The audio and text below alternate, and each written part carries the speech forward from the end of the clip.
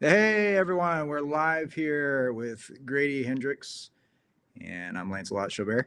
Um, you can, if you see over in the chat, you should be able to, make any um, comments or things as we go, and I'll be able to field those questions. Ideally, we'll see how that works out. Grady, thanks for joining us. Yeah, thanks for having me. Welcome to the Library of Loathsomeness. Is that what you call it? Yeah, why not? It's really, we call it the guest bedroom of gloom, but also Library of Loathsomeness, the Does the that dungeon of the dismal. does that make people want to stay there more or less? Man, if you have a spare bedroom and you live in New York, there's no way to make people want to stay there less. Yeah, Like, you're because basically running an Airbnb for free. yeah, have you got like milk crates and a little bit of like foam on top and a flooded basement? Yeah, sure, I'll stay there. Like, Yeah, yeah, exactly. yeah, that's great. Where are you at? Are you still in Spanish Harlem, or was that a No, while no, ago? we moved downtown a long time ago. So we're like Okay, we're in the vague middle of like Manhattan. It's kind of like it's not even, it's sort of in between a bunch of neighborhoods. It's not like it has very little of its own identity, which is great. so you're just in transit to everywhere, right? Exactly. Yeah, We're yeah. we're in a a liminal neighborhood. You're in a threshold, the New York threshold. Exactly. I feel like half of New York is that way. Like subways are just like teleporting here. You just kind of Yeah, up. it's a lot of portal action you don't see. We're down in Sunset Park, so we're at the second highest point in Brooklyn. Oh, Uh, nice. so I don't know if you've been down here or not, but Yeah, I was just out there last night, actually. oh, okay, cool. At the cemetery or where? No, no, there was a well, wait, Sunset Park, is that? Oh yeah, no, you were at the reading I at was at IC. the reading thing at the distillery, which I I think missed is this one. Yeah, roughly Sunset Park. yeah. No, that's Sunset. IC Yeah. Sunset. So that was yeah, there was originally where they built the Jeeps for World War II, and then became Bazooka Bubblegum, and then it kind of like derelict, but for the chocolate factory, which I kind of like that grittier version of Willy Wonka, like urban Yeah, fantasy Willy Wonka. Like he's a super villain anyway. So, um, so, exactly. so, so Lind was in there for a while, and then they, kind of retrofitted it for Ah, the Asian food market stuff. But yeah, so Greenwood. Have you ever been to Greenwood Cemetery? yeah, a lot. I really So like yeah, Greenwood a lot. yeah, I wrote a whole poetry anthology over there, and then if you've seen the park, then Sunset also has that kind of view. But Yeah, I was anyway, supposed to do a tour there that I was going to lead about to a bunch of spiritualists' oh graves, but man, then their bus broke down, and they're like, oh, no buses, can't do someone the tour. cursed it. So, and then by the time the buses were back up and running, the pandemic was in full effect. So it was like, oh, Oh oh my well. god, yeah, you But have yeah, I to love that. I love that cemetery. exercise the bus before you do the. Exactly. Man, the spiritist stuff is so fascinating to me. Have you ever read the uh, Houdini, the making of America's first superhero? No.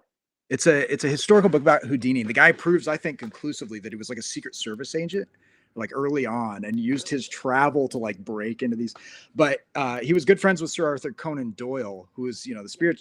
And so there's this like back and forth because Houdini's like these are just tricks, but Conan Doyle was like really selling it like spiritism, and so True believer. yeah. So there's this huge breakdown in their friendship and potentially an assassination plot, which is how Houdini died, and all this crazy stuff. But that's the extent of my spiritist knowledge. But Yeah. uh, No, it was actually, I actually always thought the breakdown of their friendship was kind of tragic. I mean, it was I mean, Doyle was a true believer. He lost his son, I think, in World War One, I believe. oh wow, I And didn't know that, he, man. yeah, and he and his wife really like, or it might have been the Boer War, but he and his wife really like embraced it to a degree Mm. where he often wound up looking like a bit of a fool in public. And he and Houdini were super tight. And from what I understand, Doyle was in New York doing some public lectures and offered to do a sitting with Houdini to sort of prove it. And Houdini's like, yeah, sure. And Houdini really, I mean, you probably knew this from the book, but worshipped his mother. His mother was like everything to him, and she had passed away. And so Doyle, I think his wife might have been the medium. I'm not 100% sure, but conjured up the spirit supposedly of Houdini's mother, who was speaking English and drew crosses. And, she was Jewish and only spoke Yiddish. So, and from what I understand, yeah, it was a falling out. It's sort of the friendship never recovered. Yeah, that's not great on Yeah. multiple levels. Oh man, I didn't know that. That's kind of wild. Yeah, the back and forth between them got so he's getting punched multiple times in the liver after the drowning thing, Right. but like just craziness. So yeah, if you ever do that tour, please let me know because I would do Okay. it. I You're love in the Greenwood, neighborhood. and I would do. Yeah, I would walk there in a heartbeat. Yeah, I love the Morris Pillar. I love all of the the baseball guys over there, Basquiat's over there, Boss Tweed. It's just wonderful, wonderful Beautiful stuff. So cemetery. And I like the yeah, idea. I mean, when Olmsted designed it, cemeteries were yeah, a park. They were a necro park. You'd yeah. go on the weekend Necropolis. and Yeah. yeah, have a picnic and visit dead Uncle Arthur. Yeah, yeah. Like, kind of spoiler alert for those who haven't read it, but it's been a while since it's been published. But A Tree Grows in Brooklyn. The Mhm. constant search is for a little bit of land. If we could just get a little bit of land, and then they buy the grave patch for Dad, right? And now we have a little bit of land. But that was Right. actually a thing at Greenwood where you have these like lawns essentially, and that the poor, they didn't have Central Park, so the only place you could go is on to these lawns to like have a picnic where Right. you would be buried eventually. Yeah. um But so I like having the death part of it is much wrapped up in sort of the leisure time activity part of it. yeah, yeah, I'm a huge fan. I took do you know Karen Warren? She was a It uh rings a bell, but she's an Australian horror writer. She was a guest of honor World Fantasy Baltimore of several years back. I don't remember when, but when she came to town, I took her through, and she was just like wide-eyed yeah. gog over the place. So it's a wonderful place. Are you so? Tell me, is the Asian film festival still going on, or is that gone the way of all things? No, it isn't. It isn't. It's the New York Asian. So we started some friends and I when the Music Palace closed, which used to be on Hester and Bowery, which was the last, unfortunately, Chinese movie theater in America, in North America. It closed in 2000, and I'd gone for years, and some other people had gone, and we all sort of hooked up afterwards, and we were like, um, plenty of places were going to show the art house stuff, but nowhere was going to show the stuff we liked, which was the comedies and the romances and the action movies and the horror. And Right. so we didn't have any experience. And so we formed this group called Subway Cinema, and we just all threw in some money and started screening Asian films. And then about 4 years into that, we started doing the New York Asian Film Festival, which kind of grew and grew and grew, and now lives up at Lincoln Center. And probably between 2014 and 2016, a lot of us original members kind of stepped out. It had Mm, just there was a lot of step and repeat. There was a lot of dealing with sponsors. It just wasn't much fun anymore. And also the original reason we started the festival is had been solved. Like, when we started it, there was nowhere to see these movies. And by the time you get to 2014, 2016, we were like arguing with Netflix to get them to hold the streaming premiere of a movie so that we can have the North American premiere. So, distribution wasn't an issue anymore. And the real issue is curation. You know what I mean? There's so much yeah, stuff out there. There's so much streaming stuff and Asian streaming stuff that knowing what's good and what's not is the hard part now. And yeah, so what the original guys have done, we're still the New York Asian Film Festival. A lot of the people who worked on it still do it. They're still up at Lincoln Center. They're having a blast by all accounts. But Subway Cinema, we do screenings all over town, and we really do a kind of trust us kind of thing. Like most of our screenings are, we won't tell you what it is. We're just like, we've been doing this for 20 something, God, at this point, 24 years. I think you can trust us. And people show up. We do really well. And just sort of blow their minds with whatever we happen to be showing. is that related at all to the free movies in the park, or is it No, a no, separate thing? Okay. no. The festival these days sometimes does, I think, some free outdoor screenings, but for the Subway Centers, no, we got to charge money. We have to Yeah, make our I rent. assumed as much. Yeah, but sometimes Yeah, they do, with like the rooftop ones or some of the ones. So I didn't know. yeah. Um, No, New York's got no dearth of screening. I mean, one of the really nice things in the past, I don't know, 5 or 6 years, I would say 6 years, is that the city's become really friendly to movie lovers again, which it wasn't for a very long time. I mean, it yeah, was, and then it wasn't for a long time. I would say from like 2012 to about 2018 right around the pandemic, right before the pandemic, there was a chunk where more theaters were closing, where programming was getting pretty unadventurous. And now, man, there's theaters everywhere. I mean, there's the Brooklyn Spectacle, which is always doing fun stuff. There's the Yeah. Roxy, the Metrograph. I mean, there's just stuff everywhere. Yeah, it's totally true. Yeah, and it's even wild sometimes in the with the free movies in the park, even like, they screened in Sunset, like, which they do free movies in the park often, Everything Everywhere All at Once. Oh, wow. Yeah. Which is amazing for, the Asian community right here on 8th. But also we have like the most family friendly park in the whole city. Yeah. I was like, all right, let's do it. Yeah. So it was packed, tons of kids and stuff, but yeah, it was, we live in a world where a butt plug does not raise any eyebrows. Yeah. They're like, all right, let's do it. Well, it's funny. We've been doing a newsletter since the 90s about sort of we do it every week. It's like, what's playing this week, Asian movies around the city. And one of the guys who does it with us, he had the best plot description in the newsletter of Everything Everywhere All at Once. It was, what was it? A family of Chinese immigrants finds life particularly stressful during tax season. Yeah, that's right. Yeah, and also accurate. I mean, like, Yeah, he's not wrong. Yeah, my goodness, that's great. And some early on, I read with this. I'm gonna double check this. You had a critic pass out because of a fishhook scene. Oh yeah, we were showing that was 2002, I think. But yeah, we were showing a movie called The Isle by a Korean director named Kim Ki-duk, who has since killed himself. And but there was a very grueling scene with fish hooks, and a critic came out and passed out. We've had a few pass outs over the years. Someone said to me, and I think they're really true. A friend of mine was like, I like movies that are fun, but I really like movies that leave a bruise. Oh gosh. Which I think, yeah, good. Like an emotional bruise, or like actually by the end, physical, emotional. I think, a movie that leaves a mark, a movie where like you can't really go out to dinner afterwards because you're kind of like, you need some time to process. Yeah, I certainly feel that way, an intellectual mark. I felt that way with both of Shane Carruth's pieces. Like, we were debating Upstream Color for like, oh, sure. For like 6 times the length of the movie when we watched it in the morning. That was all we did. Yeah. So I certainly feel that.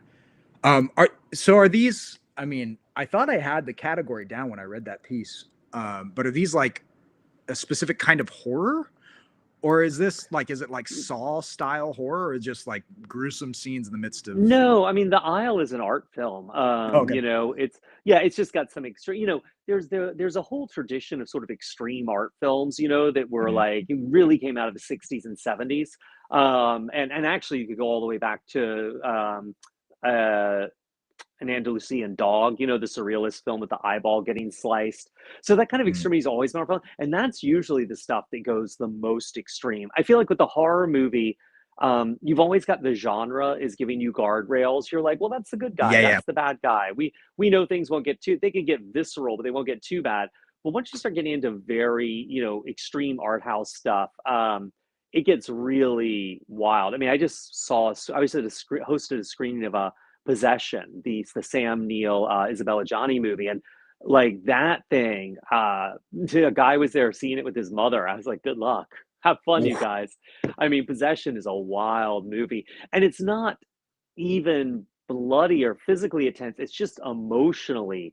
It really does like get all up in there and operates at sort of like it's going at maximum velocity and the loudest decibels at all times. There's no break. Yeah, it's especially hard for, I've got friends that like sensory stuff. They couldn't even do like, Oppenheimer. It's like, I'm not going to do it because of that.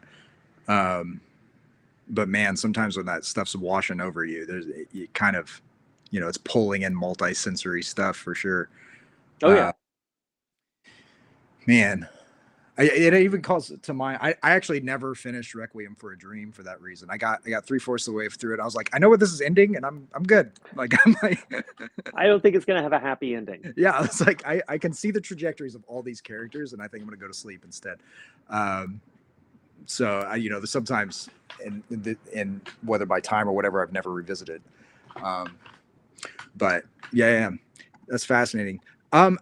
When you did your read through, unless you want to talk about that some more, we can. When you did your read through of Stephen King, did you guys did you do the nonfiction too, or was it mostly the fiction? I didn't include the nonfiction in the reread, but I read all of it. I mean, it's On Writing is great, and I Yeah, used to sort of be obsessed with Danse Macabre when I was a kid because it was such a great. Here's yeah. what to watch. Here's what I to was going to read ask about list. that. Yeah. Yeah, yeah. It was that, and there was an issue of the Star Wars issue of Famous Monsters of Filmland, which had a thing in the back that was like the great side, the movies that led to Star Wars, and it was photos from things like Forbidden Planet and the Buster Crab Flash Gordon serial and Mm. Silent Running. But then it would have these really, it wouldn't give you a plot description. It would just give you these slug lines that were really cryptic. It'd be like, the princess in the floating city, dot, dot, dot, lion men, dot, dot, dot, the clockwork creeps. And I was like, what? This sounds amazing. So between that and Danse Macabre, I sort of have these two lists of things to hunt down. Mm. Yeah, it's Danse Macabre is so fascinating to me because like in King's like very what's always charming to me about it is like the blue collar way of doing it is like he's like what do I know about this, and then proceeds to write an entire PhD thesis on the horror genre. Right. Um, Yeah, yeah. Well, like and it's which also, it's yeah, no, which I think is really useful. It's funny. I've kind of like hit a point where I've lost my taste a little bit for grand statements about horror. Like I think they're sure. great, and I think when you're starting out, they give you a really good orientation. But there comes a point when like you want a more detailed map. You know Yeah, what yeah, I mean? And I feel like there's so many nooks and crannies that sometimes overlap with other ones, sometimes affect each other, but often don't. So yeah, it's like it's great. And I actually used to read Dance Macabre like a lot. And then as I've gotten older, I just kind of like, okay, I'm on to other stuff now. But it's a great book. And the personal stuff in it and his voice are always, yeah. bulletproof. What would you look for that more detailed map, or does it exist? Oh, well, a guy, Jeremy Dauber, he did a book called American Scary that just came Mm, out. That's sort of a history of horror fiction. He gets a little into the movies, but it's mostly horror fiction in the mm, US, solely in the US. And goes back to sort of colonial era and comes up. And like a lot of these books, once you start hitting much past the 70s, it's kind of like, okay, well, that's your opinion, buddy. But like, if you want to know about like, Salem witch pulp fiction from the early 19th century, like this book's got you covered. mm, Scott Poole's Wasteland, which is a history of how World War One really shaped horror in the 20th century. That book really changed my life. mm. It's basically the idea is that this was killing on an epic scale we'd never seen before, and it went on for a long time, and it exposed a lot of people to some insane brutality that had not been dreamt of. I mean, at this point, warfare was industrialized, and he tracks how all these veterans of the war and civilian survivors of the war, a lot of them went on to make movies, the Universal horror movies. A lot of them became visual artists. They, made Nosferatu. I mean, Bela Lugosi, he was on the Eastern Front, I think, and wound up in the getting wounded 3 times and only really surviving by hiding under a pile of corpses of his friends in one encounter. Right. And Yeah. went up in the ski patrol, which had a 50% mortality rate. And James Whale, people pretty, who directed Frankenstein and Bride of Frankenstein and everything. I mean, they're pretty convinced that the reason he killed himself is PTSD from the war. He was a veteran. So it's just looking at the ways this kind of like carnage played itself out. There's a guy who actually he's a M.R. James, the British ghost story writer. This guy is God, I don't know why I'm drawing a blank on his name, but he talks a lot about it. He's a real he does these readings as M.R. James, but it's given a real love for James and sort of the history of his ghost stories and things. And he makes some really convincing cases for imagery in James's ghost stories and themes and things later, like James designed some stained glass windows and things as a Mm. commemorative thing. That these link back to this feeling of helplessness he had when he was a teacher at James or King's and Eton College, and was watching all these kids he had taught go off and come back in, dead or missing arms and legs and traumatized. So, World War One really shaped so much horror. And Scott Poole's book Wasteland really, it really was a hard book to walk away from. It really changed a lot of what I think.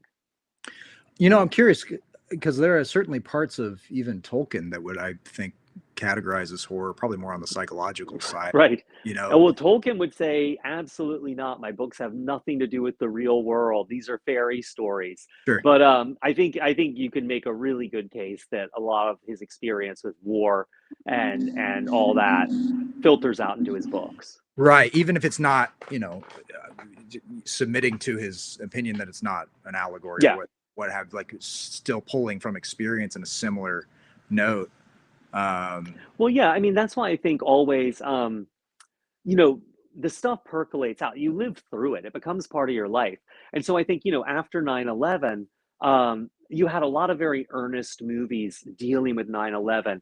I think there was the Oliver Stone one, World Trade Center. There was Yeah. United 93. There Yeah. was that movie where Adam Sandler's really sad about his wife and daughter dying, so he doesn't cut his hair for a long time.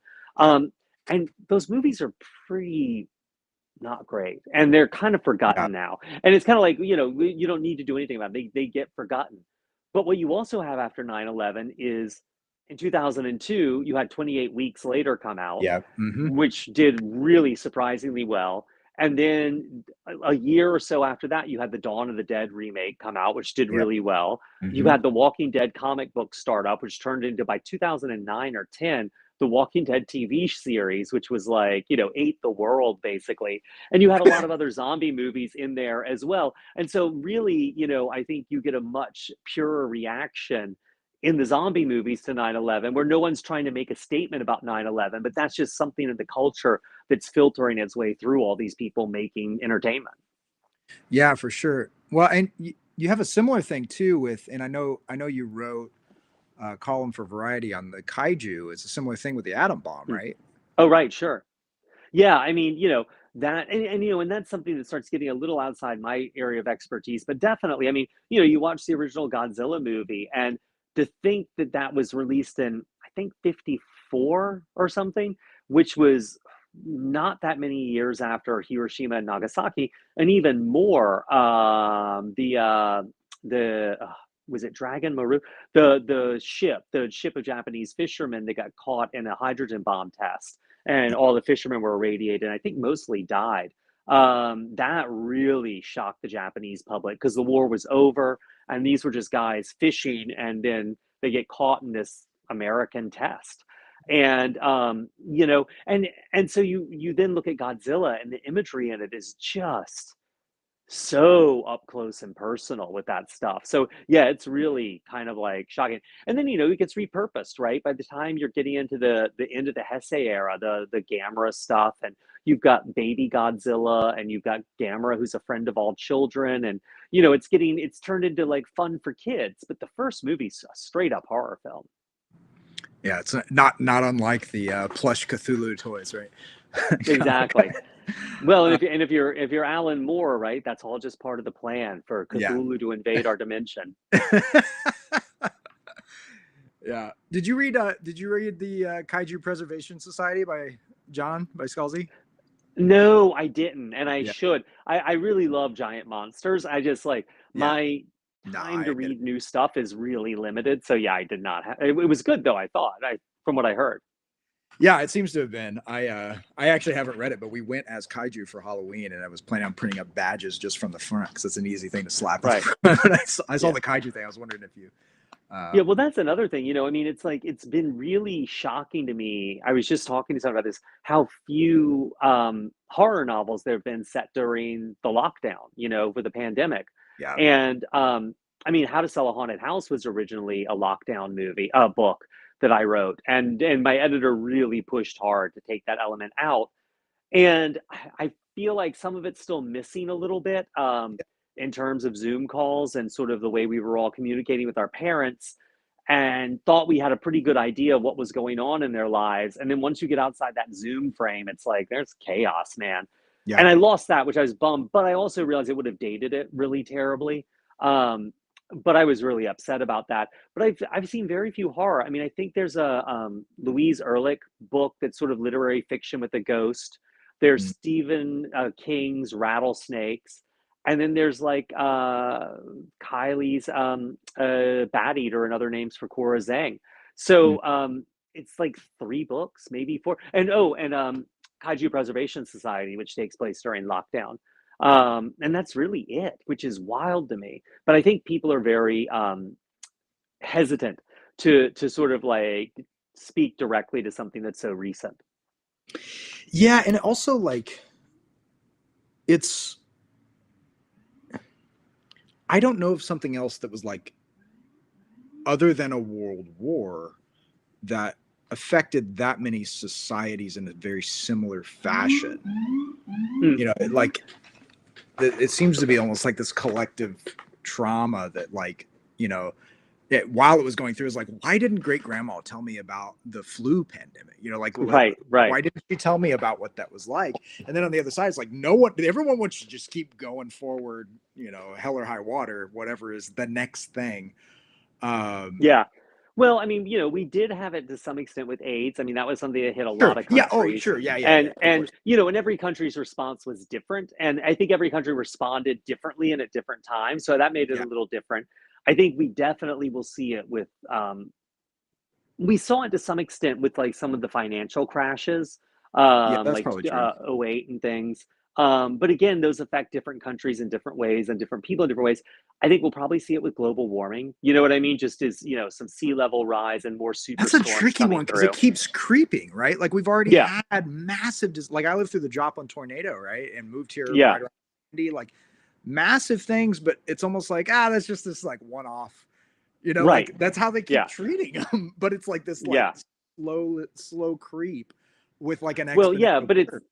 but it's interesting. Like I'm from a Charleston, which is at 0 sea level. Yeah, And I was just in Venice, which again, 0 sea level. And there's actually a thing where Charleston and Venice have started this information sharing because Venice has done a lot of things to like keep from sinking and keep to deal with rising seas. And so Charleston's trying to initiate some of it. So it's been really interesting to see these two mm, very different cities try to sort of, they're both historic coastal towns at 0 sea level. And they're both sort of sharing information, trying to, hey, we're both slipping underwater. What works for you?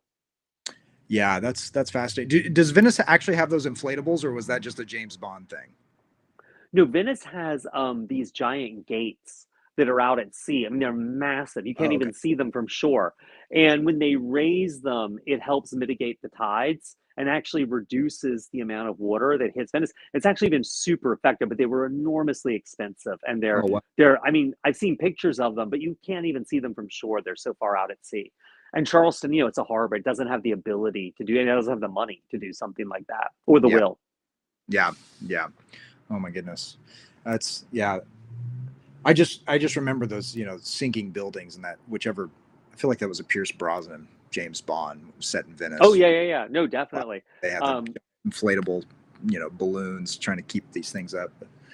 well, Um, I definitely think water is going to be the next sort of medium of horror. It's everyone's getting used to hurricanes and floods and leaking roofs and rot and mildew. yeah, I think water is the next place horror is going to be. that's interesting. Are you riffing on that right now or not yet? Not yet. I've got the witchcraft book coming out in January. I'm Sure, sure, working on sure. the book after that, and then maybe after that. That's fascinating. Yeah, it would. I mean, it's even the water damage after the tornado. I mean, I don't know if you know much about the Joplin tornado. No, not at all. It was fascinating when we moved here. We were with a buddy he's with NASA.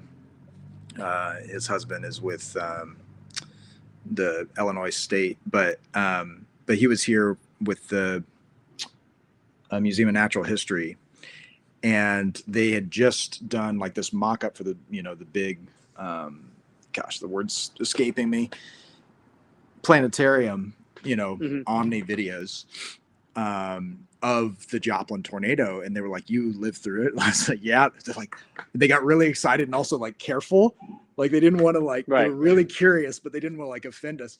But they just started like asking thousands of questions because that was like this entire team's specialty of the only tornado that had taken up grass, and so it's this this EF5 tornado with two EF2s inside cranking around like a blender that had the trajectory, the length of Manhattan, and half the width. Oh, So wow. it wiped out J.K. Rowling's net worth like in 30 minutes. Just mowed it, and it like took all the grass up. You had grass that was sticking out of curbs that you could just like run your Oh, hand, wow. just like clean, or like a giant 2x4 just lodged into a concrete wall with like no cracks, just like as if it Yeah, was yeah. poured that way. And then all of St. John's Hospital, like massive hospital, just had like a quarter turn. Wow. Yeah, there's so When many was things.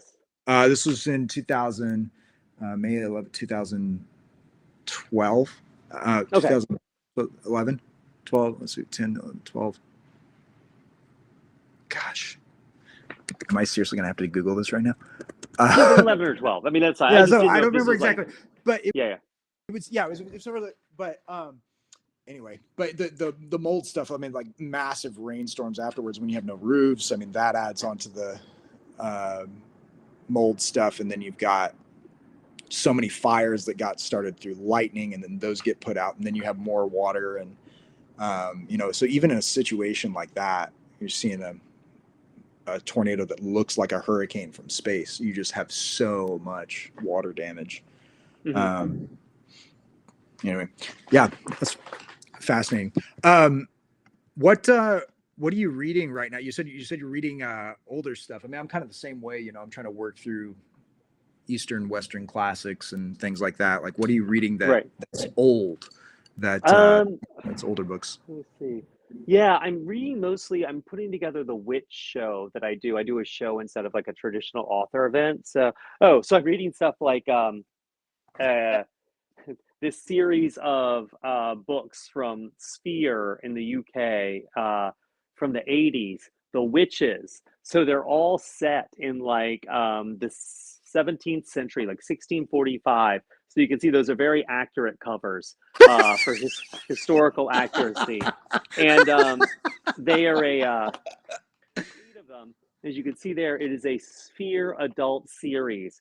So they are full of sex and violence. My little witch pile. I'm Very about to puritanical, is what you're telling me. exactly. Okay. Well, it's funny. They're actually really well written books. The guy who wrote them, he used the pen name, as you see here, James James Dark. But that was actually Lawrence James, who wrote something like 165 pulp novels Wow. during his lifetime. And so they're really well written. They're just really just I actually got to dig into it at some point. The 70s into the 80s, there were a lot of like sexy witch books. So like Son of a Witch or Seven Witches. Oh my And goodness. I've got to find the time and space to dig into those. Oh, and then this is actually what I'm about to pick up next. I just finished those witches series. I think before I do Seven Witches, Christopher Pike had a witch book, Oh, so cool. I'll be doing that next. But yeah, I mean, it's mostly witch books. I'm sort of up to my ears in witch. Just reread the. I mean, this sounds like such a humble brag, and it's really not. But like, I just reread the Malleus Maleficarum for like the fourth time, third I don't time. even know what that Uh, is. so that was published in I want to say 1642, but its translation is Hammer of the Witches, and it's Oh, these okay. dudes Heinrich Kramer and James Springer, and it was basically their guide to hunting witches. And it was kind of like before the Malleus came out. There were witch trials, witches were being executed. When the Malleus came out, suddenly everyone had a copy of this book that's like, here's what witches are, here's what they do, here's how you can torture them and get a confession, and here's the kind of things they could confess to, and here's how you're allowed to kill them afterwards, from a theological point of view. And so, I mean, depending on who you believe, really it unleashed the murder of 40,000 to 90,000 women over the next 100 years. And so it's really one of the Were these grossest guys books. alchemists? No, no, no. They were Okay. Catholic theologians, priests. Um, so it was very much a pretty bad book, all things considered. Mm. And what's interesting is I think it was Springer, because there were two authors, Springer and Kramer, and one just sort of lent his name to it to be like, oh, a priest of this repute likes this book. But the other was like a really hardcore, women are evil, they're all in league with Satan. I mean, he didn't like women. And what has come out about his backstory, I think it's Springer, not Kramer, is that he had been in charge. He had been a minister in a town in Innsbruck, I think, before he wrote the Malleus. And there was a sort of rich, I believe she was widowed woman who was older, who just wasn't coming to church. And when she did, she would talk through his sermons, and he really hated her. And she wouldn't take his shit and would sort of like push back. And so he accused her of witchcraft. And she was actually able to get a bunch of people to testify, and she had a lot of money and really made him look like a fool, and sort of made a mockery of him in public. And so it's interesting to think. I mean, I don't want to say there's a one-to-one correspondence, but did this guy then went and wrote a book that engineered the deaths of tens of thousands of women because one woman kind of laughed at him? Is the very definition of a disproportionate response, but probably right on brand for thin-skinned dudes. Oh my goodness. Yeah. And a funny thing about, or not funny, I mean, it's kind of dark, about that entire time is you even have like multiple papal bulls that are like, witches don't exist. Like, don't burn witches. This is not Yeah. something that you should do. And here these guys are, Yeah, you well, it know, was interesting because there was some direction from the church, and there was some disagreement with the church, and but James the First and Scotland coming over to England, he was obsessed with witchcraft, and really liked to be at the trials and things, and wrote about it. I think Discovery of Witches is his, but I could be wrong. But yeah, I mean, so it's really fascinating, the witch hunts were really different, I think, than we remember them. Witches were mostly hung, not burned. And in fact, I've seen these letters because there was a lot of early Hollywood. There were several witch movies in silent Hollywood. And there's letters from peeved production managers. It's like, we cannot show Salem witches being burned. They were hung. New Englanders are very sensitive on this topic. Um, like Scotland would burn, but England would hang. Colonies would hang. And these guys England are was well interesting. actually all the early silent films, like Yeah. pushing up their Well, and glasses, England's like, really interesting because you could not testimony obtained by torture wasn't admissible in a courtroom. So, people would work around it by basically taking a page out of what became the Guantanamo playbook, which was stress position, sleep deprivation. They would do all these things that weren't considered torture because they weren't inflicting brutality on the physical body, but they were psychological torture, to get confessions. So it's the witch hunts they're always a lot more legalistic and bureaucratic than people think they are, and a lot less religious, weirdly enough. I mean, these were yeah. people being tried, for heresy and things, but they were being tried in a civil court or a criminal court, not a I mean, religious court. it's even similar with the Inquisition. I mean, like you had I mean, that papal was a different, bulls. yeah. Yeah, completely different, but in a similar way. Like you have multiple papal bulls of like denouncing the way that they're behaving, and like all of these Spanish aristocrats like, don't let the populace see what Rome is saying, Right. otherwise we'll like it'll be seen Yeah, as if yeah. we're not separate. Um, so it's not exactly a one-to-one, but it's No, a but like similar maintaining thing. your authority was really Yeah, important, being seen as a voice, the mouth of the state, of state power was really, really important. And a yeah, lot of that was based on popular will to some extent, even though they weren't democracies. And so, you know, you yeah, had to be seen as having the authority, not just have the authority. yeah, for sure. Yeah, if only that were relevant today somehow. But I know. yeah, no, man.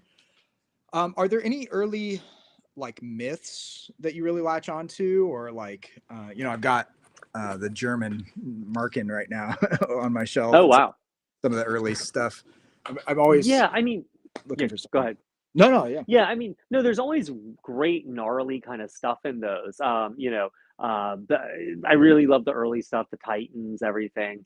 But yeah, I sort of am omnivorous, you know. I read a ton of mythology and folklore when I was a kid. And so a lot of that sort of internalized over yeah, the years to some mm, extent.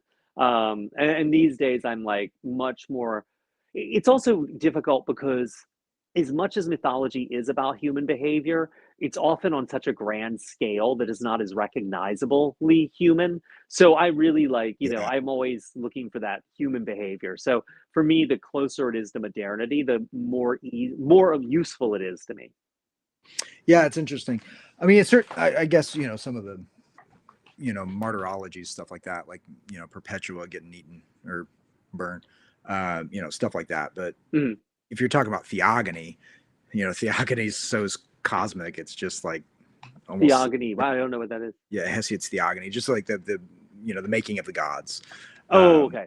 the gods, similar to Awood's metamorphosis, but just predates it. But there's a really good poetic version of it. I can send you the title later, but that was recently done, and I prefer stuff like that where it's the translators having a little bit of creative writing fun, not just nailing words to the wall.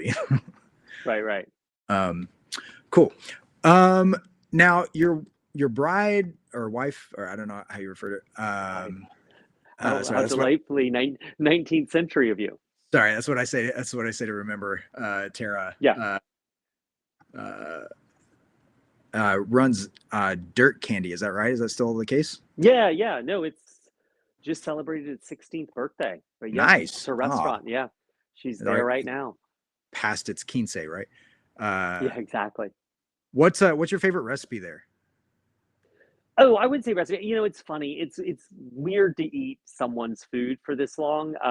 So to me, it's sort of um, following what she said. I mean, it's really interesting. She for the 16th birthday, she did this week-long thing of parties at the restaurant, and one of them was reserving the first menu from 2006 or 7, and it was really interesting to see a that there was still stuff that was good there, but b how much she sort of moved on, Mhm. and it's interesting. I don't know, it's very I really like being married to someone who's creative but in a completely different field, Yeah, because it's interesting to see them evolve and change and how they respond to things in their life and all that stuff. So that to me is the thing that's been the most interesting, is less one thing than sort of the whole gestalt of it and how it's evolved over time, and to see how it goes in and out of her life.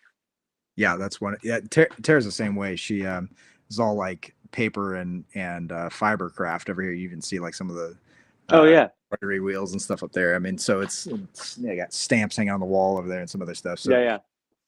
similar situation, although it's a completely different discipline. But did you ever get like like after hours stuff or horror inspired dishes or things like that, like weird like riffs that No, it's like a one yeah, off? no, it's funny. I mean, the restaurant, if you have a restaurant in your family, it kind of eats everything in its path.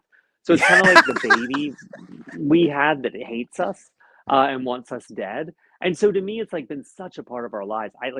Even before she had her own place, she was cooking at places and Sure, running kitchens. And so I, I I don't have enough perspective on it to do anything with it. You know what I mean? It's just that's like funny. too close up in my face. Yeah.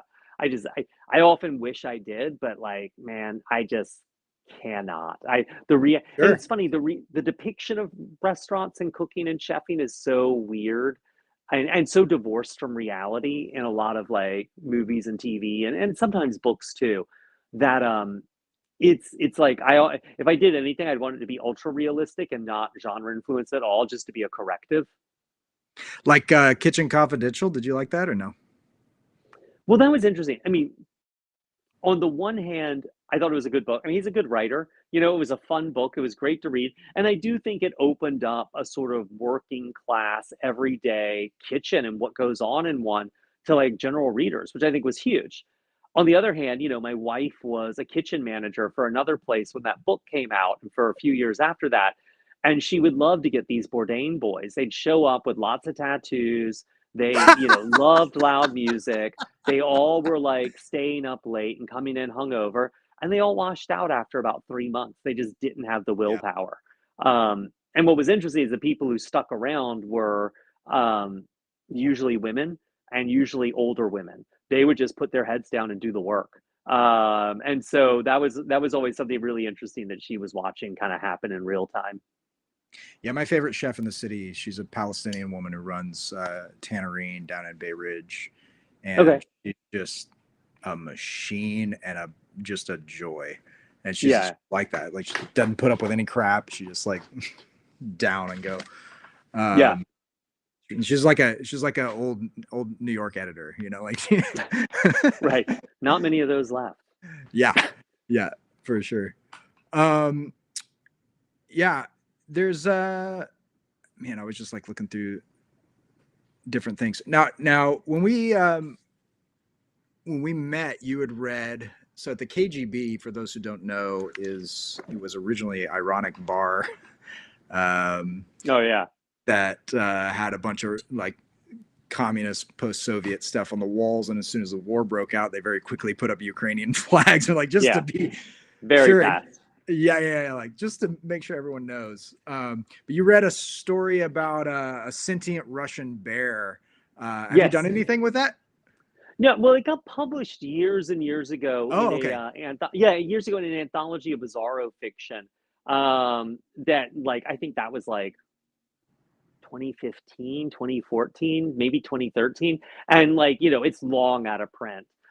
It was very weird to read and like be like, oh, our relationship with Russia is so radically different. And when I wrote that story, Russia was kind of sad. It was sort of its glory days were in the rear view mirror, and people felt like its moment in the sun was over, and it was just sort of a kleptocracy.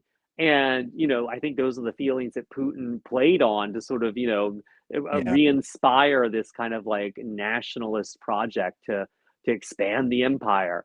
So it was very weird to reread that, but I wanted to read something I hadn't read before, and I figured, talking bears, you can't go, talking animals, you can't go too wrong. yeah, worked out okay for C.S. Lewis, right? Yeah, exactly. It's also fascinating though when you were reading it. I was thinking this sounds like us. Mm, Like like, like even some of the tech bro narratives, like going overseas to oh, like and in with China, and like there's certain moments that sounded like an oligarchic United no, States I in a mean, way. yeah, I mean, it's not too far off. I mean, I think the seeds of that stuff were around, when I wrote the story. Um, there was it wasn't clear there was going to be a backlash to Obama, but you definitely saw, rich people getting a whole lot richer, and sort of the glorification of businessmen, which has always been a thing in the US. Like we've always been kind of in love with people doing business, but it hit this sort of like ramped up high volume Yeah. level in the Mhm. 2010s. The idolization of Steve Jobs and John Lasseter and some Yeah. of the early guys like Peter Thiel and stuff. I mean, these guys were really seen as these visionary architects of the world, and mostly they were sad boys who had had a good business idea and made a lot of money, and that's about all they were good at. And so, yeah, I mean, so I think some of those echoes are probably from that. Yeah. Yeah, it's great. I'd love to get a copy of it. I was laughing pretty hard. No, thanks. Do you feel like laughter is like an appropriate release for horror? Do you think it dovetails, like which comes first for you, the funny or the fear? I mean, I think they both go together. Books are a little bit different. I think books can sometimes be self-indulgently one note, Yeah, but I don't know any horror movies that aren't funny in parts. The yeah, Blair Witch Project opens with 20 minutes of making fun of documentaries. Alien, as dark as it is, has that Yaphet Kotto, Harry Dean Stanton double act.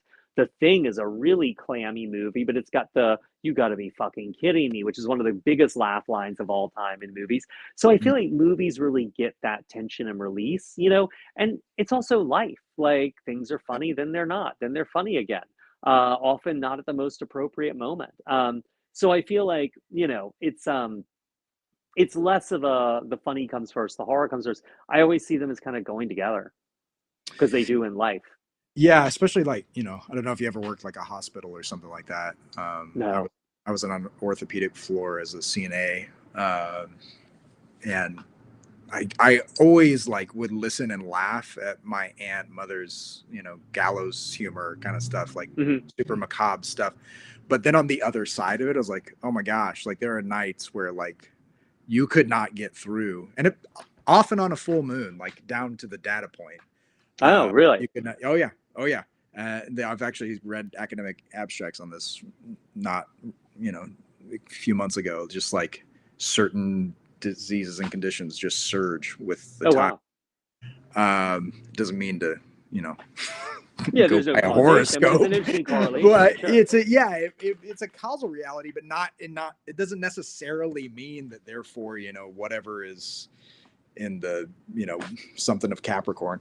Um, and yeah, it would be these like fever pitch, like get a patient off, get one on, and people just making jokes because this guy's fingers got lopped off at a tailgating party at some like high school football game, and we're gonna have to unwrap it and then mop, and like going into that night thinking we're going to like make amputation jokes tonight was like Right. not on my bingo card, like Right. But I think the sense of humor fits itself to the situation. If the situation is extreme, the jokes are going to be extreme. yeah, yeah, yeah, yeah.